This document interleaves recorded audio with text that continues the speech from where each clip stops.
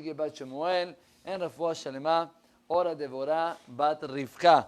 Also, we're dedicating the shiur for Refuah Shalema of, one second please, of Tzvi ben Pesla, and Eliyahu ben Sarah, בתוך משפחת ישראל. and Eliyahu ben Rivka, and Bella bat Chana. בשורות טובות, אמן ואמן. רבותיי, you know, if you want to compare the Leila Seder that we are about to do with the original Leila Seder that was in the time of the Beit HaMikdash, we almost have nothing to do to each other. I'm going to explain myself. At the time of the Beit HaMikdash was totally another environment. Amen. Everybody had to walk to the Beit, not to walk, but to travel to the Beit HaMikdash, to sleep over in Yerushalayim, to do korbanot, to eat meat, a whole barbecue, especially for the whole entire family. And today, what barbecue? Ni barbecue. Today it's a regular matzah, maror, and halas. But Rabotai, there is one thing that are still the same exactly mitzvah that it was at the time of the Beit HaMikdash. And this mitzvah that I'm about to tell you is the most hard mitzvah of the whole entire Pesach. Number one. Number two is the mitzvah that is coming from the Torah. It's a mitzvah deoraita of doing this mitzvah the night of the Leila Seder. What is it? The Torah writes, "Ve'igata lebincha bayom ha'u lemor." We have the obligation to talk to our children, to talk to our kids, and to tell them the whole entire story of Yetziat Mitzrayim. And Rabotai, I was in the flight now to Uman, and a guy right next to me, he told me, the guy next to me told me, last year he had at least 30 people invited, and there were a bunch of kids as well. He said he stood up in the beginning of the Leila Seder, and he said to all the old people, to all the adults, he says, please, guys, today, you guys are going to sit in the back. The kids are going to sit right next to me. Because the whole focus of the night of Leila Seder got to be the kids. Give them candies and prizes. Make them questions, trivias. Make the kids to be part of the whole entire Leila Seder. Because that's the mitzvah deoraita.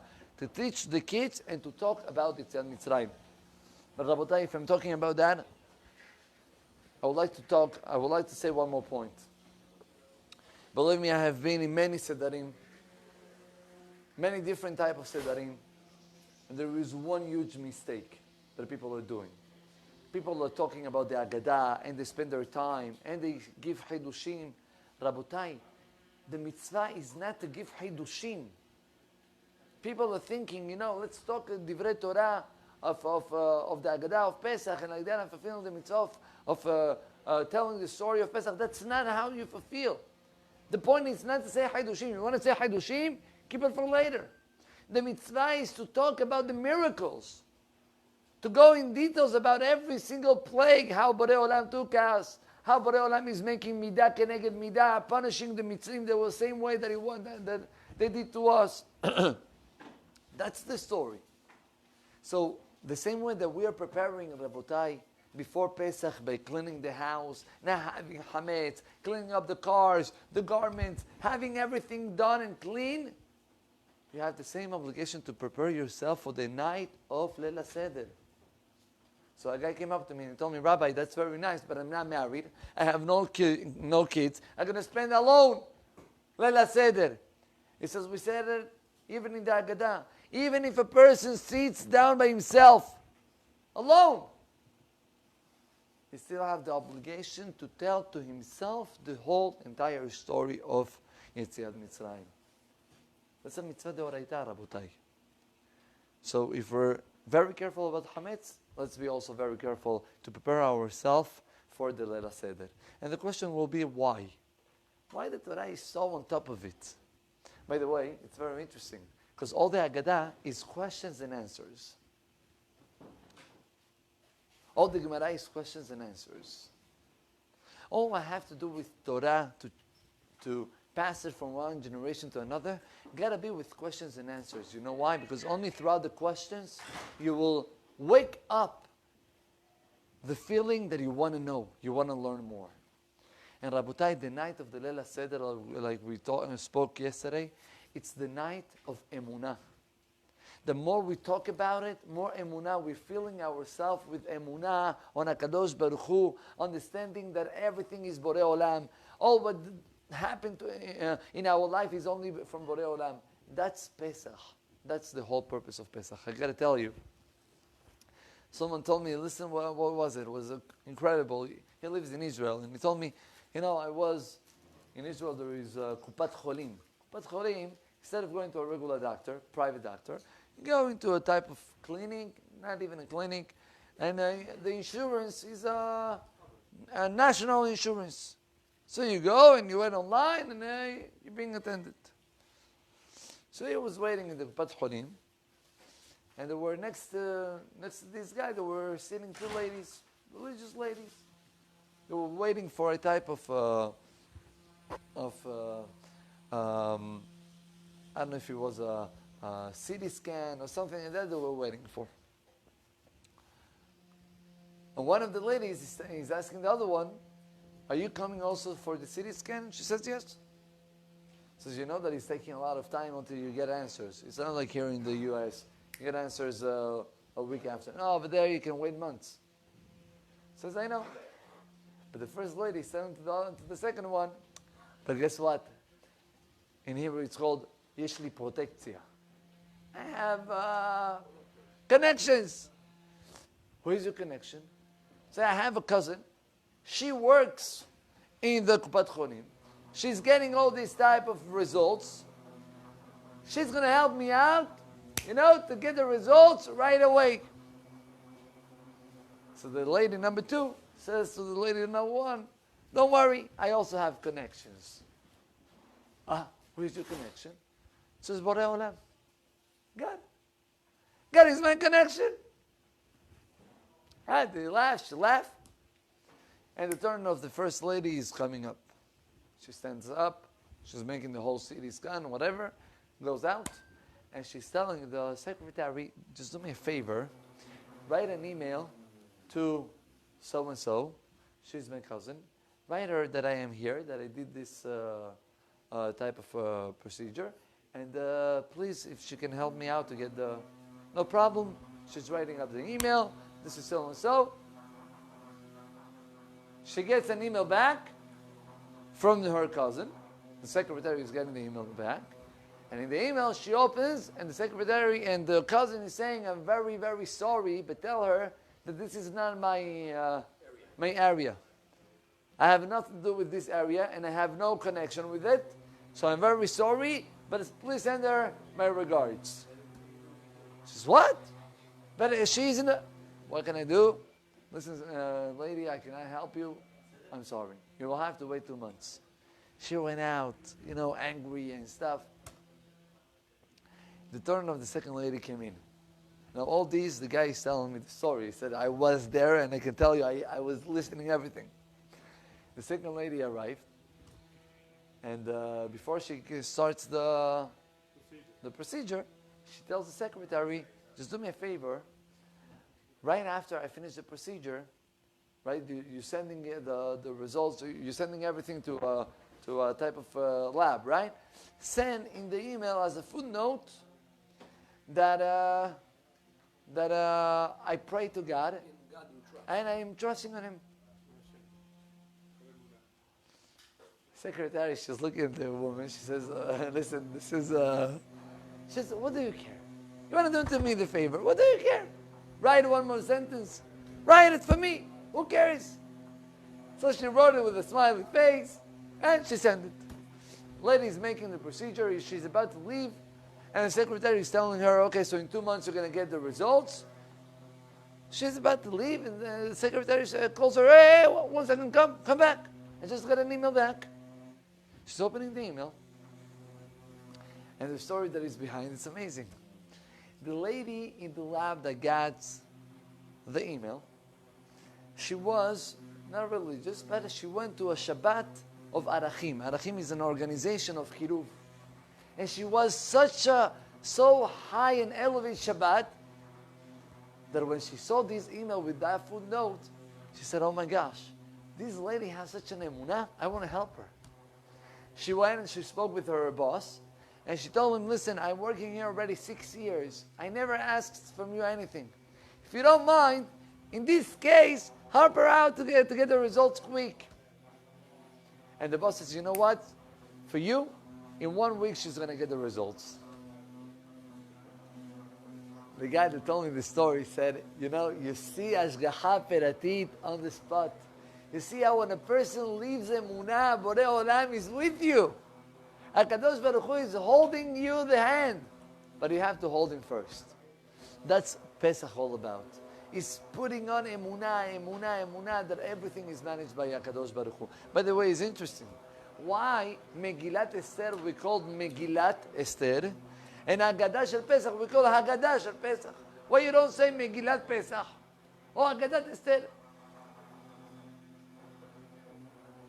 Why? So the answer is, there is a huge difference in between Pesach and Purim. Megillat Esther is to be megale et anistar, is to have the power to find out whatever is covered. The whole purpose, the whole point of Purim is to find out godliness inside the natural world. But Haggadah Shel Pesach, Gada, it's like in a river, right? And more, a river can be huge, and we have Gada. Meaning Haggadah Shel Pesach is the whole purpose of seeing Borei Olam with your own eyes. See him. But take it for your own life as well. When you see the miracles, how a guy told me, he was one time walking, and he got into a neighborhood, and there is not even electricity, very, a night.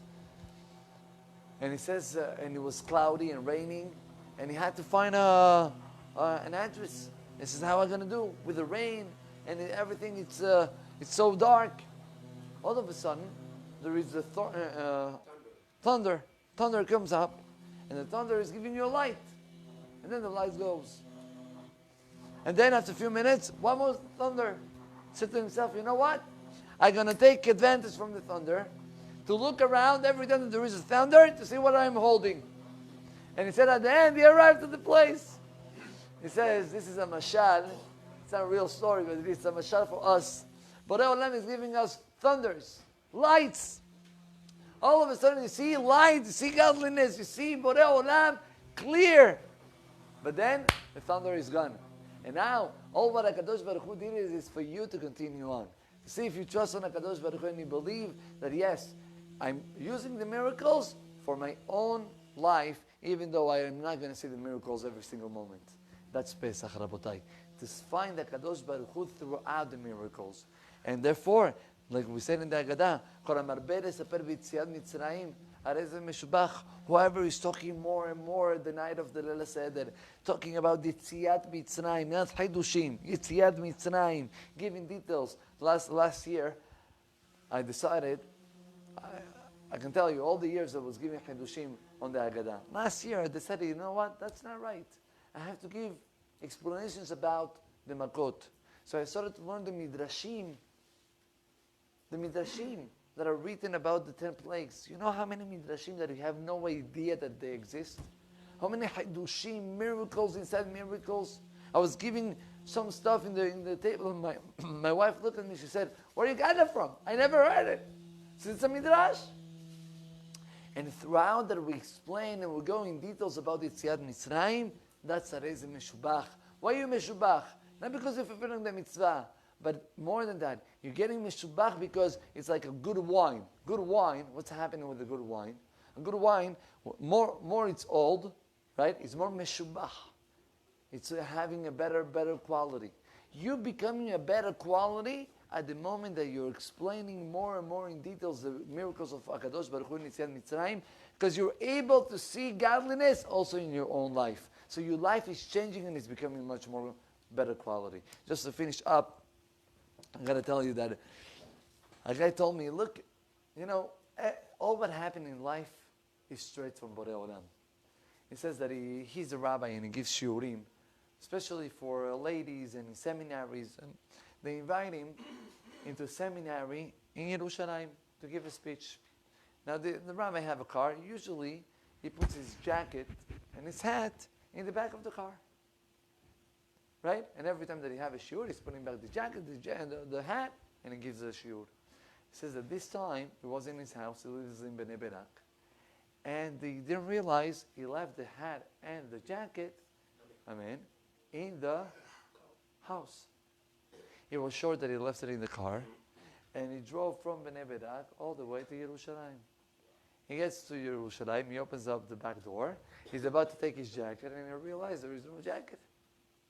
Now he says, you have to understand, they're not calling him in a shiur in the house. They're calling him in a seminary. Everybody's religious, frum, like that strong. Imagine the rabbi is coming with the shirt. So the rabbi didn't know what to do. He says, you know what can I do now? What can I do?